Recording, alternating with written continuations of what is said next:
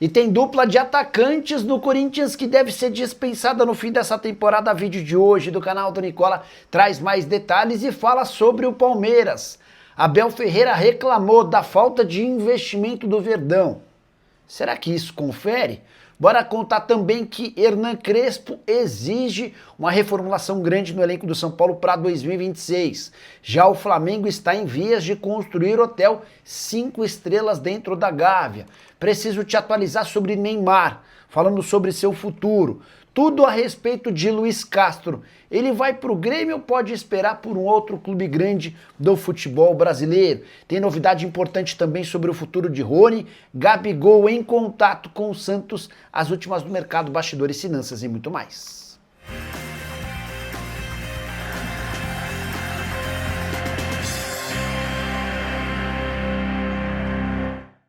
Fala aí pessoal, sou Jorge Nicola, bem-vindos a mais um vídeo do canal, sempre bom ter vocês por aqui, sem perder tempo, pedir para deixar like, se inscrever no canal e ativar as notificações. Bora brincar no palpitão do Nicola, sugestão para essa segunda-feira bem cautelosa. Tô indo na vitória do Besiktas ou no empate contra o Gaziantepspor dentro da casa do Besiktas. Tô indo na vitória do Manchester United ou no empate contra o lanterna do campeonato inglês, o Wolverhampton, que somou apenas 2 pontos em 13 jogos. Estou indo na vitória do Osasuna ou no empate contra o Levante, que é a lanterna do campeonato espanhol. Se essa combinação de 3 resultados acontecer, a gente tem uma odd de 1,68. Para você participar é super simples, link no comentário fixo, clica, faz seu cadastro na mais antiga parceira do canal do Nicola e automaticamente o bilhete, exatamente com esses jogos que eu sugeri, já aparece pronto para você fazer sua fezinha. Combinado? Agora sim, bora começar o vídeo com aquele tradicional giro de notícias para contar que o Fluminense venceu os 9 jogos que disputou sob o comando de Zubeldia dentro de casa. São 19 gols marcados e somente 1 gol sofrido, desempenho como mandante perto da perfeição. Já o Boca Juniors disputou 9 campeonatos e segue sem qualquer título na gestão de Riquelme como presidente do clube. A última das eliminações, nesse domingo, derrota para o Racing na semifinal do Campeonato Argentino. Resultado de eliminação do Boca também causou problemas ao River Plate, que estará fora da Libertadores pela primeira vez desde 2015. Quero fechar o giro de notícias para contar que o Goiás contratou Daniel Paulista como novo comandante. Daniel, que estava no Sport, foi demitido. O mesmo Daniel que havia iniciado a Série B pelo Remo. Já Fábio Carille acabou dispensado pelo Goiás e está em busca de emprego. Quero te atualizar agora sobre o futuro de Gabigol. E surgiu mais uma alternativa para o atacante que não deve ficar no Cruzeiro. Já havia contado para vocês sobre a vontade do Corinthians em fechar com o Gabigol. O grande problema é que se não se desfizer nem de Yuri Alberto nem de Memphis Depay, o Corinthians não terá grana para bancar o salário do Gabigol. E nas últimas horas surgiu lá em Santos a informação de que o Gabigol interessa ao Peixe. Ricardinho Martins, meu amigo, foi quem contou que o Gabigol tem conversado quase que diariamente com dirigentes do Santos, não faltam grandes amigos para ele por lá. Neymar, por exemplo, é seu velho parça. Gabigol, inclusive, é casado com a irmã do Neymar. E o retorno ao Santos via Neymar certamente seria facilitado. O presidente Marcelo Teixeira também gosta bastante do Gabigol. Mas esse retorno só acontecerá diante de 2 circunstâncias. A primeira delas, o Santos não quer pagar nenhuma compensação financeira ao Cruzeiro. Ou seja, o Gabigol precisaria de uma rescisão amigável do seu contrato, que só termina em 2027. Depois, o Santos alega não ter capacidade de bancar os 2.400.000 por mês a que tem direito o Gabigol. Em Belo Horizonte, o Gabi precisaria diminuir seus vencimentos para voltar à Vila Belmiro. A pergunta que eu deixo para você, torcedor do Peixe: Gabigol seria um bom acréscimo? Já usa o espaço para comentário e registra a sua opinião, beleza? Hora de falar sobre Rony com informação importante.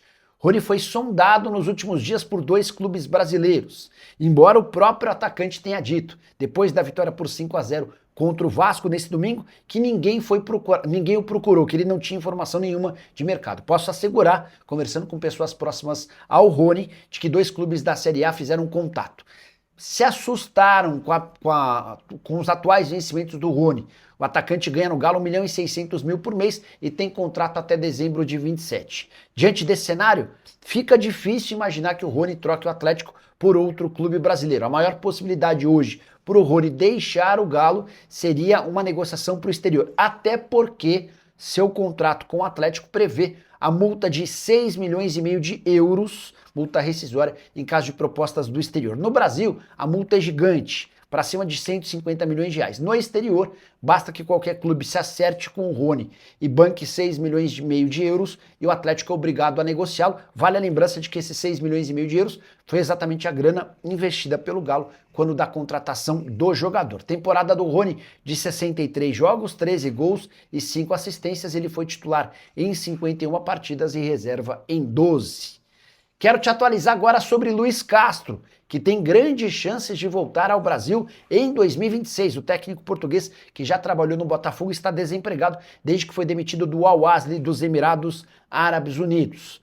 O favorito para contar com o Luiz Castro é o Grêmio, que negocia com o português desde a semana passada. Embora o Luiz Castro tenha dito que só conversaria com o Grêmio a partir do momento em que o tricolor não tivesse mais treinador, o Mano Menezes tem vínculo só até 31 de dezembro e não deve ficar. Mas eu queria acrescentar informação importante de mercado. O Luiz Castro foi sugerido por um amigo brasileiro a esperar antes de fechar com o Grêmio, porque entende-se que haverá movimentos importantes em grandes clubes brasileiros. O Botafogo, por exemplo, não crava a permanência de David Ancelotti. Corinthians só terá Dorival Júnior em 2026 se o Corinthians for campeão da Copa do Brasil, qualquer outro resultado, e o Dorival será demitido. Tem ainda a situação do Cruzeiro, que tem um técnico português fazendo bastante sucesso, o Leonardo Jardim, mas o Jardim segue sem cravar que fica na Raposa. Eu já havia contado para vocês na semana passada que existe uma preocupação muito grande dentro do Cruzeiro em relação à continuidade do Leonardo Jardim por opção dele, apesar de ter contrato até dezembro de 2026. Hora de falar sobre o futuro de Neymar, que admite que cogitou parar de jogar futebol. Ele deu uma entrevista bem legal ao André e ao Bruno Formiga depois da garantia da permanência do Santos na primeira divisão do futebol brasileiro. O Santos venceu o Cruzeiro por 3-0 e inclusive terminou o Campeonato Brasileiro à frente do Corinthians. Abre aspas para o Neymar, foi a primeira vez que pedi ajuda, não tinha mais forças para me reerguer sozinho. Meu treinador, meus companheiros e minha família foram muito importantes. Se não fossem eles, acho que não teria força para voltar. Neymar admitiu que críticas, as dificuldades físicas, tudo isso acabaram pesando bastante. E ele completou, abre aspas, precisei de ajuda psicológica mesmo. Eu já tinha feito terapia um tempo atrás, mas não foi porque eu estava mal. Agora, pela primeira vez, meu emocional foi para o zero. Confesso que sou muito forte emocionalmente. Aguento muita porrada, mas dessa vez eu não aguentei. Foi difícil para mim.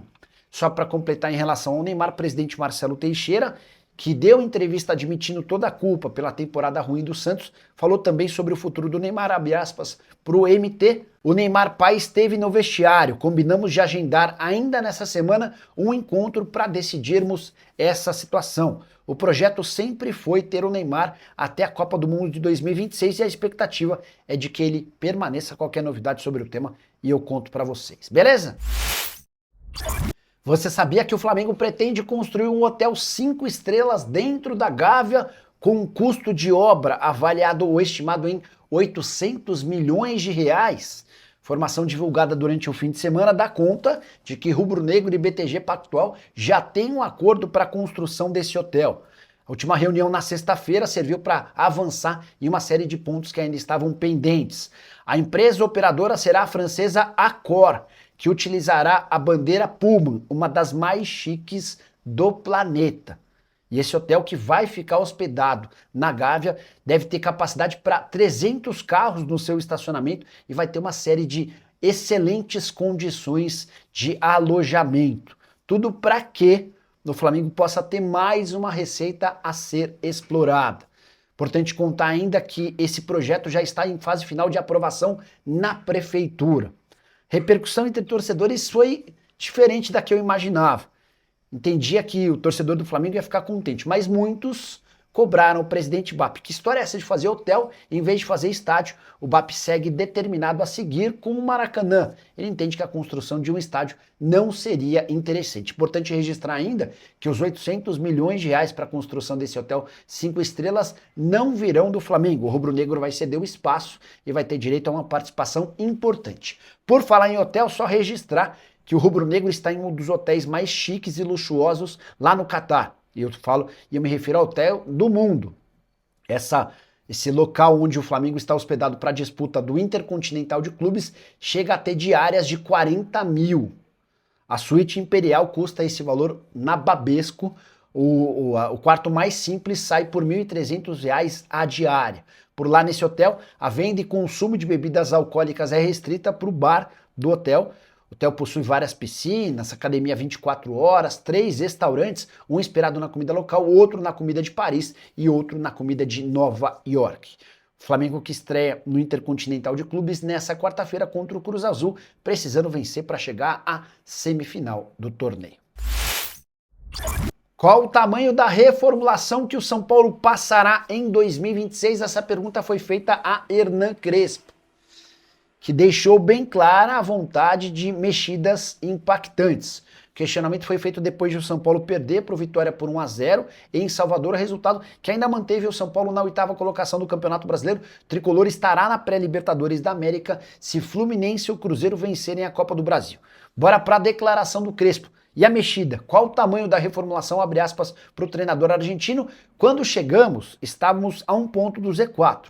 E acabar em 8º é positivo, mas não estou feliz, porque o São Paulo pode fazer muito mais. Mas, de qualquer forma, a meta foi alcançada. Sobre a reformulação precisa ser grande.